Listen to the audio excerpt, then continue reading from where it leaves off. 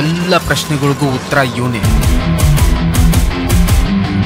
ಪ್ರಶ್ನೆ ಉತ್ತರ ತಿಳ್ಕೊಂಡು ಏನೋ ಮಾಡ್ತೀನಿ. ಎಲ್ಲ ಸಿಗ್ತದೆ ಅಣ್ಣ ಬಿಟ್ಬಿಡು ಅಣ್ಣ. ಇಲ್ಲ ಸಾಮ್ರಾಟ್, ನಾನು ಬಿಡಲ್ಲ. ಹುಡುಕ್ತೀನಿ.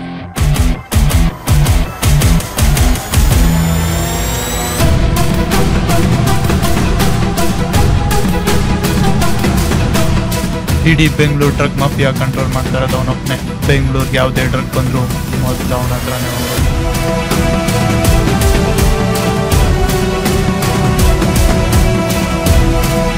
ಕೊಕೇನ್, MDM, ಗಾಂಜಾ ಏನೂ ಇಲ್ಲ ಅದ್ರ ಮುಂದೆ. ಸೂಪರ್ ಆಗಿತ್ತು ಮಾತ್ರ.